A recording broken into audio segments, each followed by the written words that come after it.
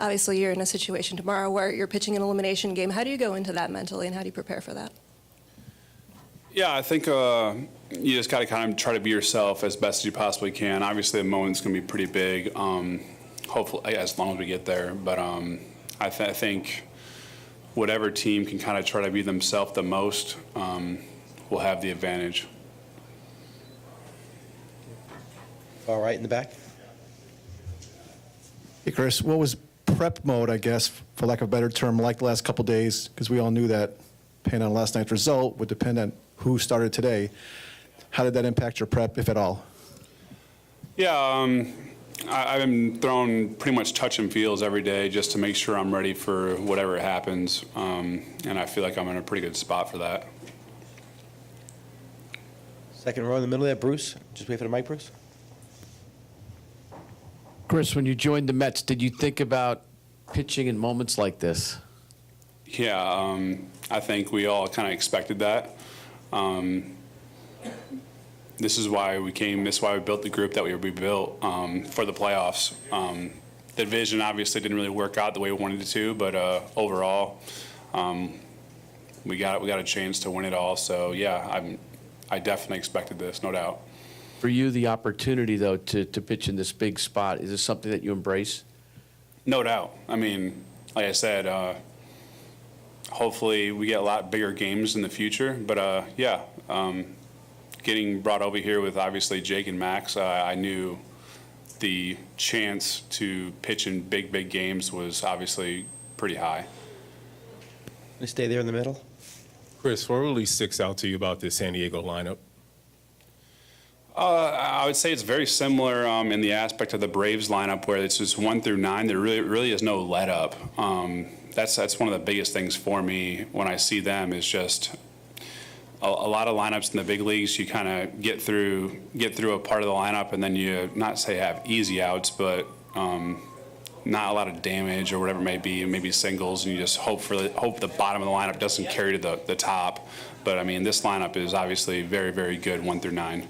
And I would say that's one of the biggest things. If there is a Game 3 tonight, are you going to try to use the scouting as much as possible, seeing if there's anything you can use as an advantage tomorrow against this lineup? Jake's pitching tonight, so I can't really use anything Jake does. I mean, I wish I had Jake stuff, but I don't. So, no, I'm just going to kind of be you guys and just enjoy the moment and have fun tonight and just enjoy, obviously, a great pitching matchup against 2 great teams, and just, like I said, just enjoy the moment tonight. In the front right here, John, second row. Chris, did you take anything away from that start in Atlanta in terms of just dealing with the moment with the adrenaline, things like that? Yeah, I would say kind of going back to it, looking at it, I think I tried a little too hard in that game. Instead of just kind of pitching my game, being myself, I felt like I was overthrown at times, not attacking the zone, not being in the zone, walking too many guys, and I just think it was just me just trying, like I said, too hard instead of just trusting your ability, trusting your stuff, and really just pounding the zone, and then just whatever happens, happens. That's who I am. I'm a contact pitcher, and walking guys is not really acceptable for me. So yeah, I think tomorrow it's just more so just, like I said, just trusting your stuff and just being in the zone and just trusting the defense behind you. Far left there in the first row. Going back to when you got traded to the Mets in March, what did you initially think about not only being traded, but being traded to this team? And then what has your experience been like with this organization since then? Yeah, when I got traded over, it was like okay, here we go. But just the reason I say that is, like, in my opinion, there isn't a harder city in our country to play a sport. New York is an absolute just gauntlet every night. So mentally, I kind of thought I was mentally tough enough to handle New York. But I'm very grateful for the opportunity to be playing for a team like the Mets, just because I've kind of proven to myself, okay, you can handle it. You can handle the scrutiny, you can handle the boos, you can handle all that stuff. So yeah, looking back at it, I'm thankful for that. Mentally, it's toughened me up a lot. Handling stuff, I've definitely made mistakes, but overall, it's just like I said. Looking back at the trade, looking back at the year, I'm so proud of this group. With everything that we've gone through with Jake early, Max throughout the year, and still being in this position, it's. Like I said, I'm very thankful to be part of this group. With free agency likely to come for you after this season, what is your degree of interest in staying here? Yeah, not to make it short, but this group's very special to me. I like it a lot, but I'm not focused even one bit on free agency. I'll deal with that when we're done. Hopefully, we're done not for a while, but. I really haven't put a ton of thought of it, just because so much of that's out of my control. No matter what team I love or want to go to, they gotta mutually do the same. So, yeah, we haven't thought or worried one bit about free agency. We're worried about today. We're worried about tomorrow, and that's it. As a free agent, though, for the first time in your career, it will be in your control more than in the past, at least. Yeah, no doubt. But again. Both sides got to want each other, kind of thing. Here on the right in second row, Dave. Chris, you said something about, situations trying too hard. Obviously in Atlanta, it was a big thing. It was like a playoff game. A lot of guys don't really kind of admit that, even though the situations are different. During the course of a long season, you don't have these kind of atmospheres. You don't have the finality of losing and then your season be done. Is the psychological part, is it a tangible thing you guys can feel in games like this? During the playoffs? Anyone that says no is a liar. I'll tell you that. Yeah, 100%. I've told a lot of the guys on the team that haven't been in the playoffs. I say, listen, like whoever can just be themselves the most, I think, has the biggest advantage. The moment's already massive. Adrenaline's already. You don't need Red Bulls anymore. Like, you're good. But yeah, whoever can just be themselves and not. Like, the crowd's already going to be crazy. You can't kind of ride the crowd. You just got to be yourself, and that's it. I think, like I said, whoever can just make the moment not as big as it is going to have an advantage there. First row here, Barry. In front. Hey, Chris, Barry Bloom, good to see you again. So just reflecting back on all this to Oakland, you guys played big games there. I know this, from a number of reasons, was a terrible year, but it wasn't that way in the recent past. You had wild card games there in 18 and 19. You had winning seasons every year. What did you bring from over there to here as the part one? And part two, what's it like to now face your old manager here in a playoff series? Yeah, we definitely had some great teams. Internally, we had a ton of expectations, but like I said, just comparing New York to Oakland is night and day. Just in stuff you have to deal with. But to the whole bull mail question, like, I don't know, like I've learned, especially this year, where there's sometimes negativity and stuff like that throughout. We lose 2 or 3 games and holy crap, like the world's burning down. But I've truly learned to just appreciate just the stories kind of in baseball and in life itself. I saw Stephen Vogt hit a home run. I was happy as can be for that. So yeah, Bomel, Minaya, those guys, I'm sure is happy to see them, but I hope we beat them. Just explain, you mentioned this a couple of times, the team that is most capable of being themselves. What do you specifically mean by that without it being a cliche? Just we have Jake going tonight. We don't need anyone more than Jake. Just Jake be Jake. And obviously 1 through 9, it's the same thing. We don't need Lindor to be more than who Lindor is. We just need Lindor to be Lindor. We need Pete to be Pete. You see a lot of young guys either say chase out of the zone or walk a lot of guys in these moments just because like I said, they're trying more than they should in a massive moment, and they're just way too sped up. And so like I said, I just think if you just understand the moment's very big, but try to just be yourself, I think you have a one up on them. We're going to go here in the middle on the left. Chris, you mentioned everything that comes with playing in New York, toughest market to play in. Fast forward tomorrow, if there is a tomorrow, being on that stage, what are some of the things you need to do to try and block all that out and just focus on the game and not the market, not the fan base, not the press, everything else? Yeah, I don't really think you really block it out. I just think you just, like I said, just enjoy it. Go out there, look around, like, man, this is why we work so hard. This is why we're playing through broken fingers and injuries and stuff like that. This is why we do what we do. Everyone wants to be in these spotlights. So I don't think you block things out. It's more so just enjoy it and just have fun with it. And then go out there and, like I said, just be yourself, trust yourself, and just whatever happens, happens. But yeah, just have fun with it. We're going to take two more. We'll take Laura down here, and then we'll go to Howie. When you talk about making the situation a little bit smaller and being yourself, is that an actual conversation that you or other players have with each other pregame? And what is the general vibe in the clubhouse right now? Oh, the vibe's good. I mean, we have the best pitcher in the world on the mound. So even it up and anything can happen. But yeah, I mean, everyone has conversations. Whether you're a veteran like Max or you're a guy like Pete who has never been there yet. Yeah, I mean, we all have conversations. I'm sure that happens on every single team. But yeah, it's just what to expect. As crazy it is, like family asking for tickets and friends asking for tickets and all that stuff. Just yeah, it's what to expect. Good, Howie.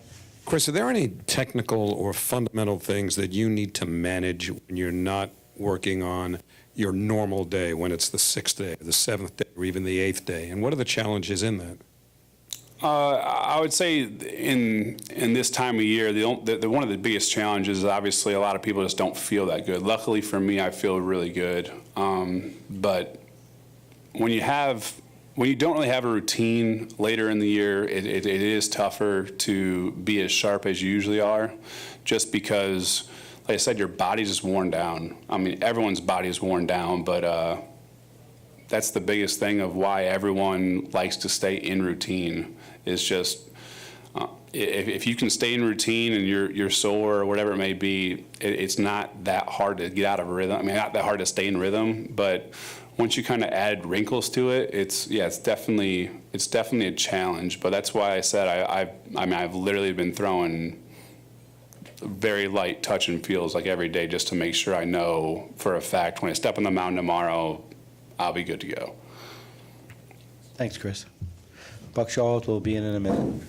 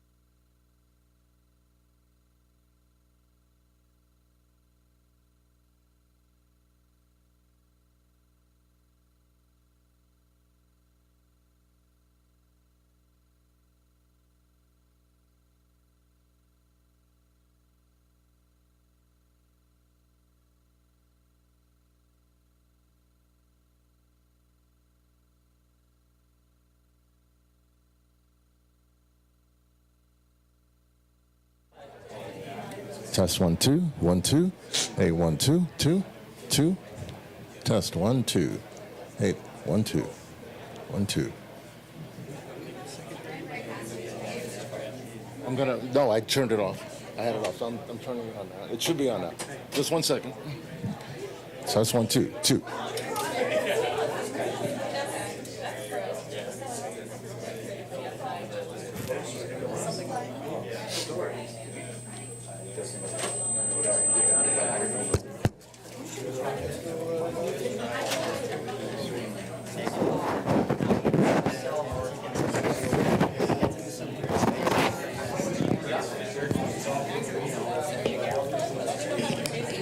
Test 1, 2, 1, 2, 1, 2.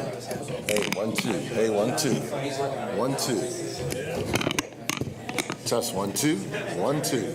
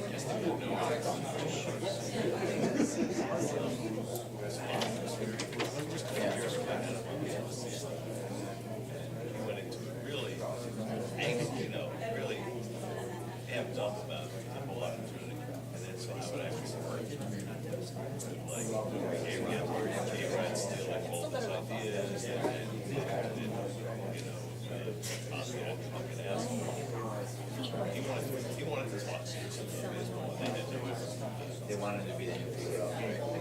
They hired me. If I'm remembering it right, exactly. That Buck Showalter. So they wanted to go to the Super Bowl. Probably the same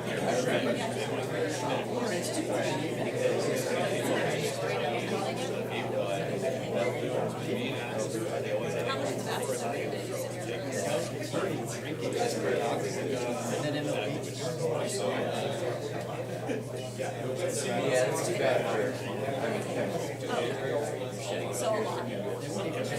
So when he started, it was a real show. And I was like, remember when Avon started?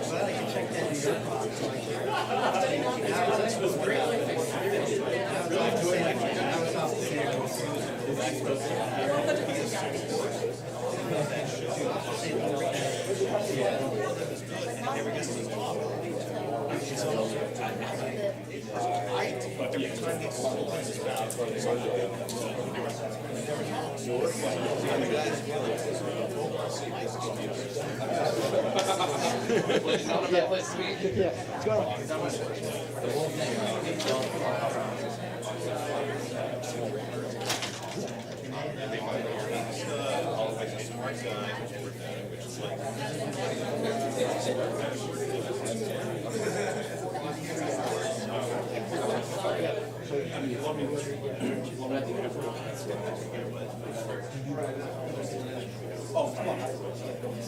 can go into whatever is easiest for you, but either complete in the shot or if it's just from the field, whatever that feels like. Yeah. I just want to try to get it to one. Yeah.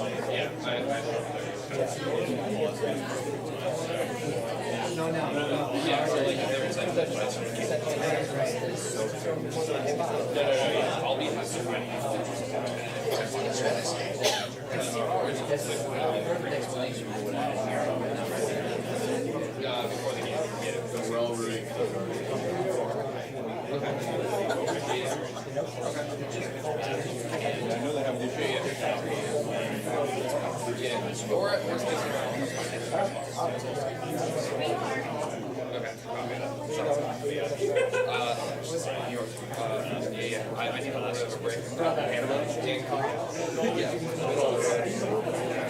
I was sitting 3 or 4 over 3 hours, and then I skipped I'm setting a show right now.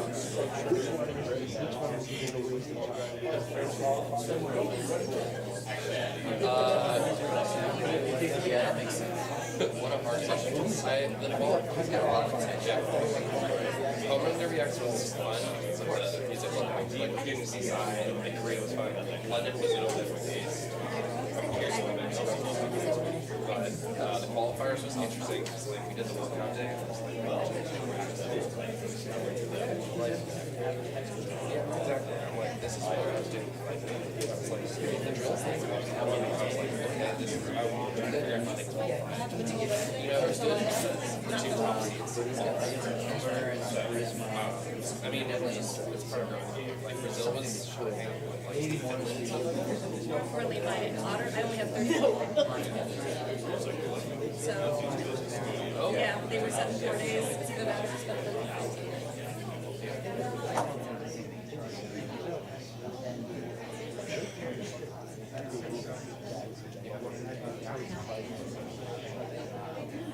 Yeah, it was a little shit. It was a little shaky, but you know, we got through it. I'm glad I didn't go through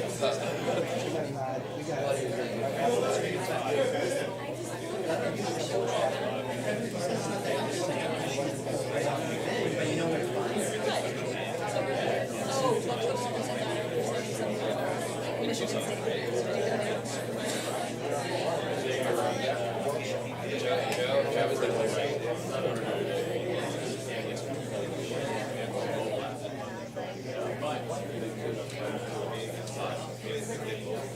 That's it? No? Okay. No, I thought there was more to the tuna saga. There were. Yeah. I mean, there's people there that were there for so many different reasons. So it was very interesting to see. But I'm looking for the ring question. And they're like, we're going to double the amount. At least it's double the turn. Is everything going to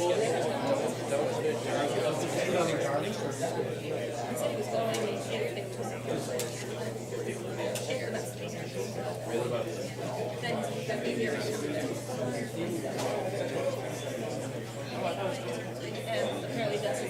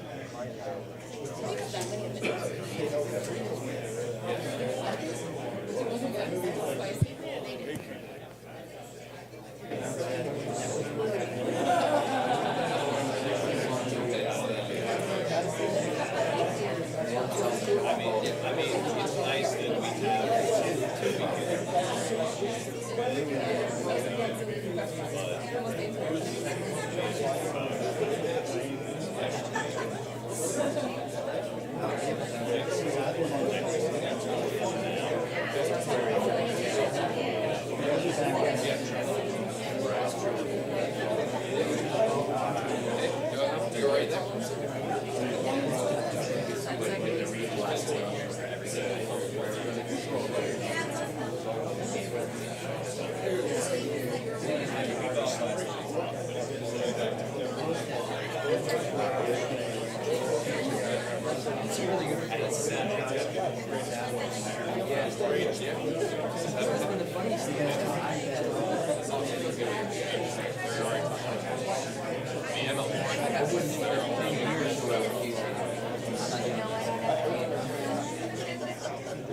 just thought I was doing such a good job.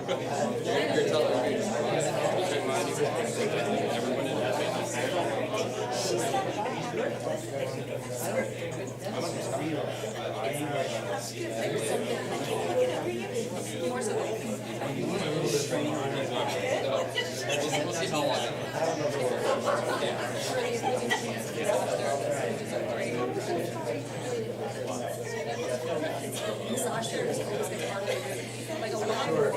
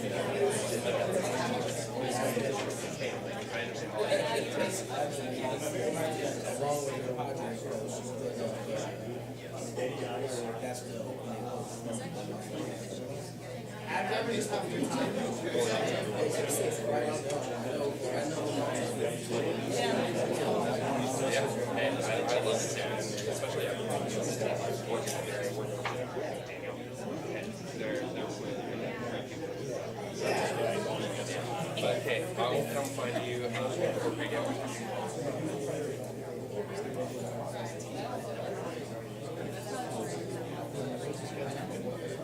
I'll see you later.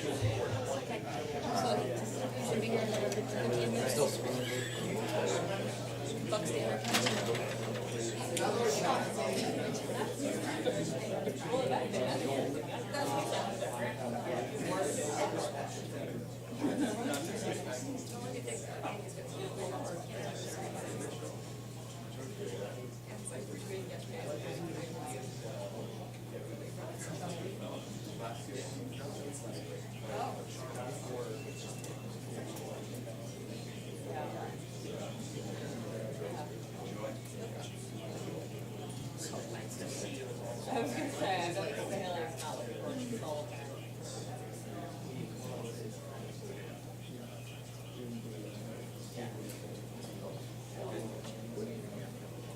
So that would be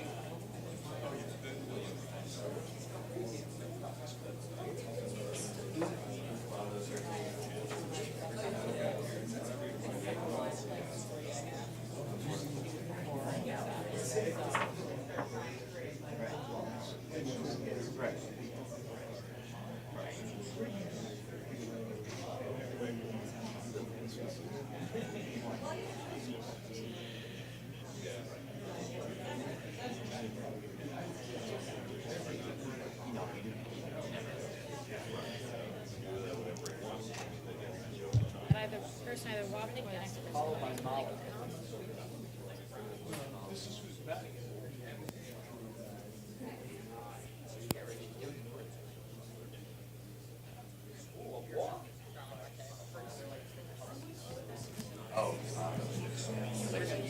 It's on ESPN, right?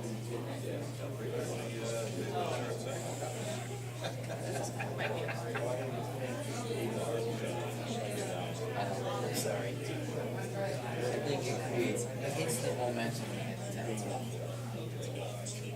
It's a subjective statement. You're entitled to it.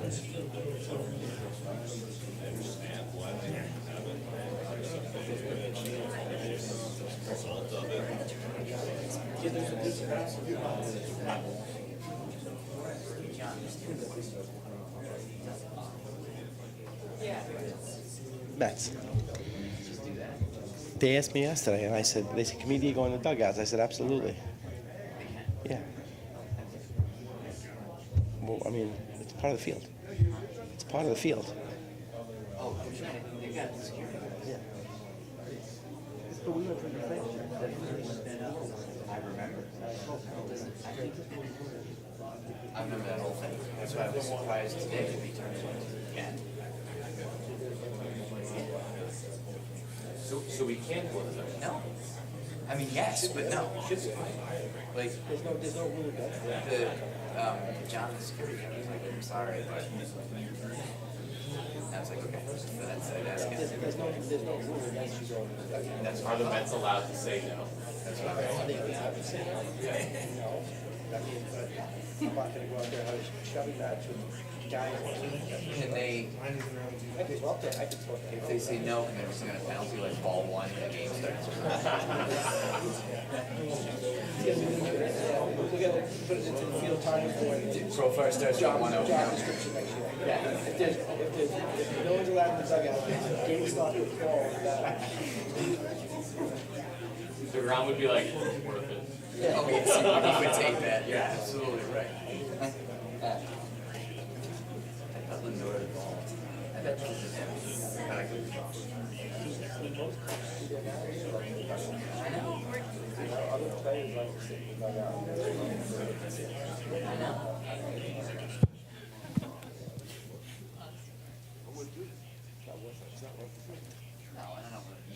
Right, I know.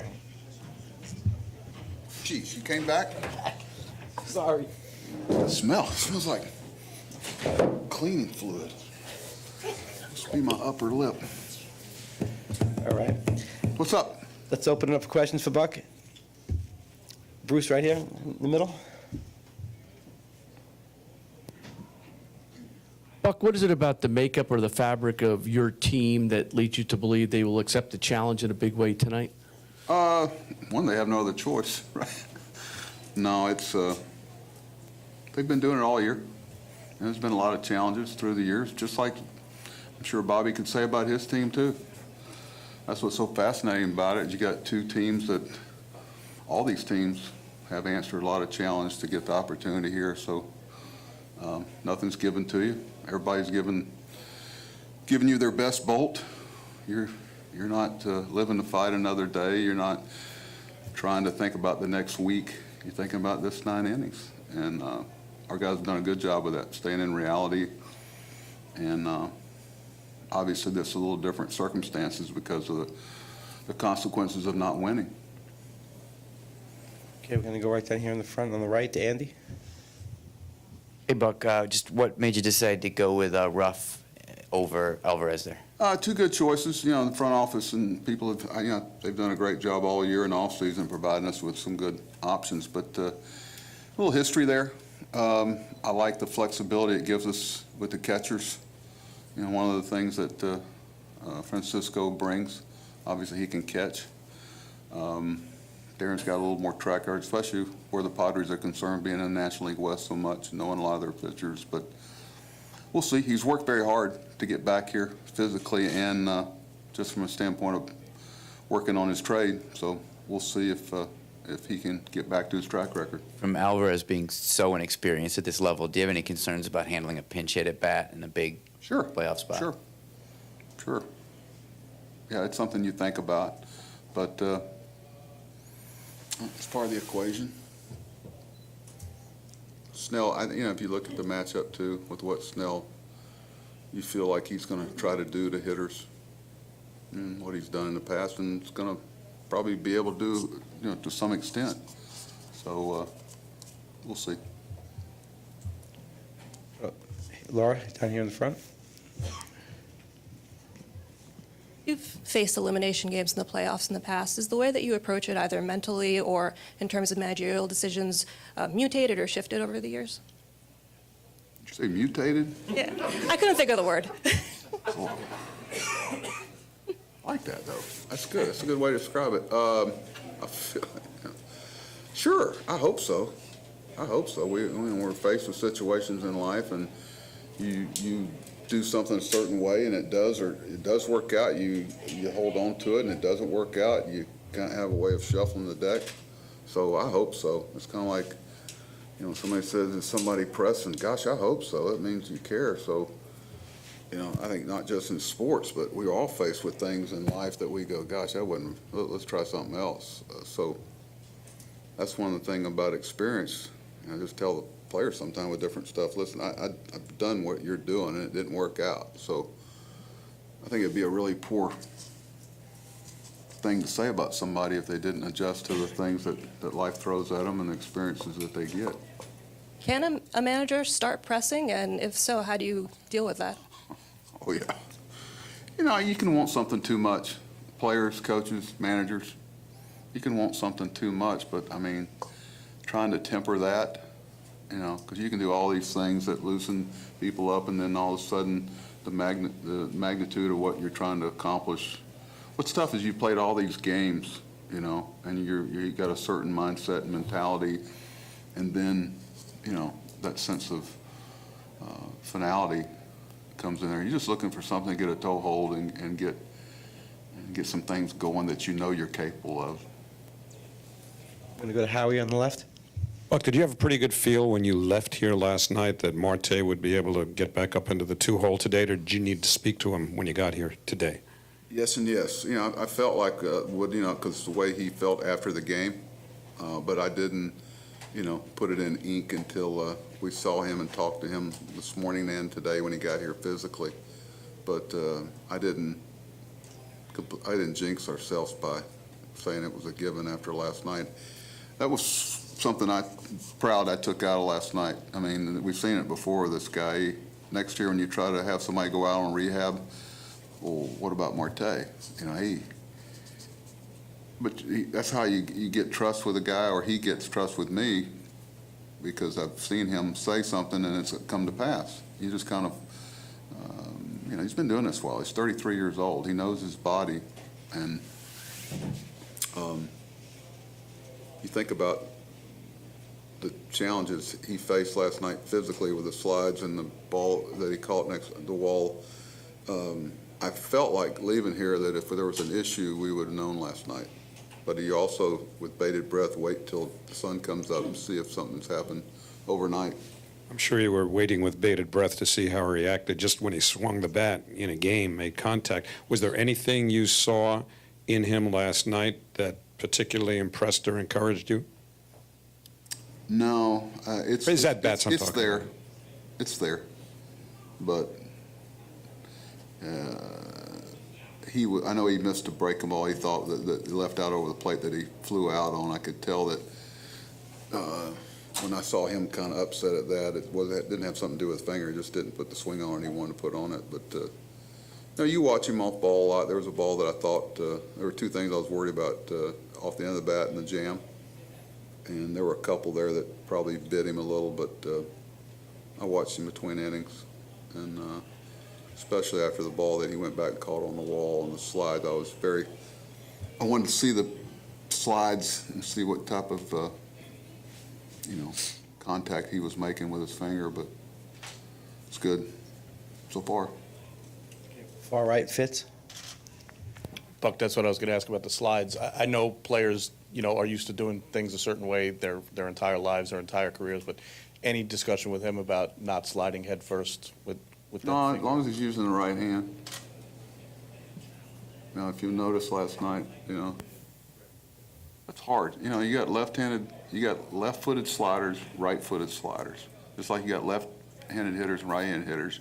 You have left-handed head first and right-handed guys. You know, if I took 30 baseball players on the field, you'd be shocked at how many of them, I'd say 29 of them can't slide on both legs. You know, so you have left-footed and right, you know, when one of the things through the years, when you got a guy that could slide on both legs, like Bernie Williams, you thought about switch hitting him. It's one thing I found through the years, that if a guy could slide on both legs, you could think Posada could slide on both legs. That was one of the first times I remember we were doing the sliding drills back when they did those. Instruction League, Bernie could slide on both legs. But I'm surprised. I asked Marte one time, we never got deep in the conversation why nobody ever switch hit him when he was a young kid. I'd still like to know. I don't know if he can slide on both legs. I'm not going to change him. But he's been able to go with both hands. I think it's easier for guys to control their hands as opposed to their feet and their legs. I mean, how many of y'all can slide on both legs? You can be a switch hitter. What else? What else we got for Buck? Anything? Thanks, Buck. Harold, you need to follow his lead. They were waiting on you to ask a question, but you were slow on the draw. I can write on both legs. Huh? I can write on both legs.